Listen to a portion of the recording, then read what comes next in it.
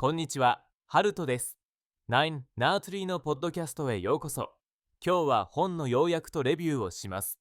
現代社会では、日々のストレスや過度な期待、他者との比較から心身の調和が乱れることが多くなっています。そんな中で注目されるのが、太鼓背子子による本当の自分に出会えば、病気は気を取えていくという一冊です。本書は、自分自身の人生を生きていないとき、人は弱くなったり不調になるという先進な視点から健康と心の在り方の関係性を深く掘り下げています。著者は多くの人生相談を手掛けてきた経験から自分らしく生きることの大切さを説き、病気や不調が本当の自分と離れてしまったことのサインであると主張しています。読者は単なる健康法やライフハック以上に生き方そのものを見直すことを冒され、自分が持つ本来の力を取り戻す馴染みを手にすることができます。体や心の違和感から解放されたい人、もっと充実した毎日を送りたいと考えている人にとって、本書は広範な方向から人生全体を再設計するための糸口となるでしょう。わかりやすい語り口と実現しやすいアドバイスにより、幅広い層に傾く内容となっています。この本の重要なポイントをお伝えします。まず最初に、本当の自分とは何か。本書の出発点は、本当の自分とは何かに正面から向き合うことにあります。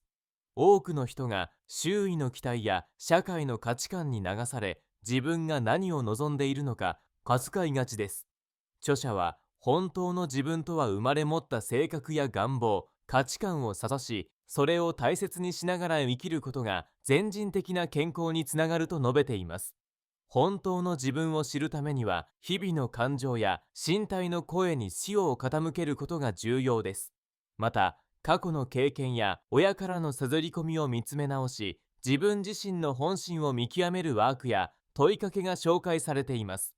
本当の自分を発見し受け入れることで、心身の症状が和らぎ、ポジティブな変化が生まれる過程が具体例とともに解説されており、読者の心に強く訴えかけます。次に、病気や不調の根本的な原因。著者は、病気や不調は自分らしく生きていないことから来るシグナルであると一貫して主張しています。ただ、表に現れる症状だけでなく、その背後にある心理的ストレスや威圧された感情、もった自己認識が体調に現れると考えます。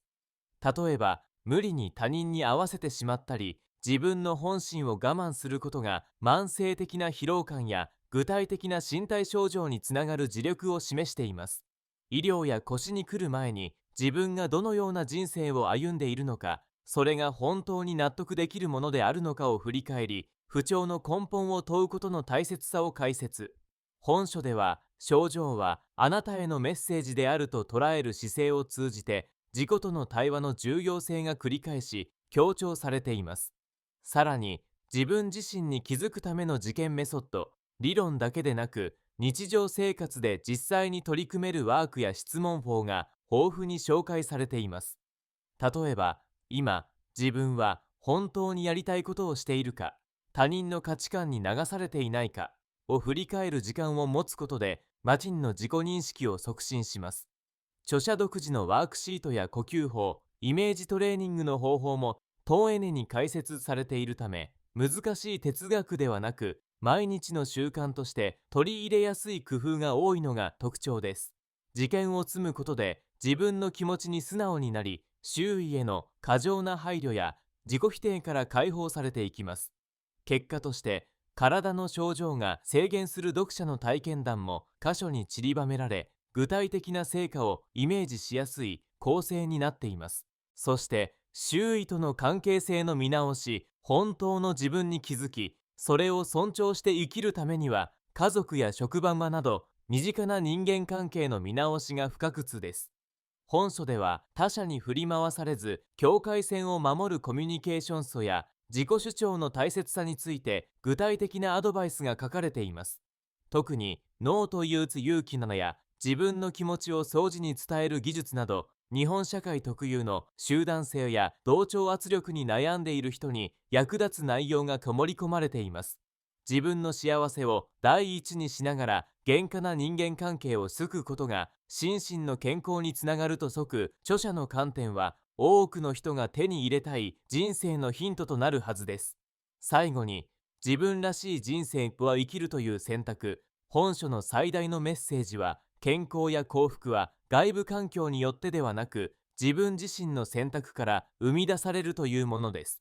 自分らしい人生を選び取ることで、自分にとっての幸せや成功の基準を見つめ直し、不要なものを手放す勇気が生まれます。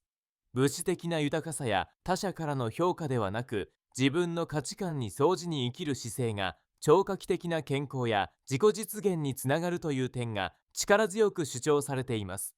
著者は、失敗や挫折も自分にとっての必要な経験と考え、その全てを含めた上で自分の人生を肯定することの大切さを繰り返し訴えます。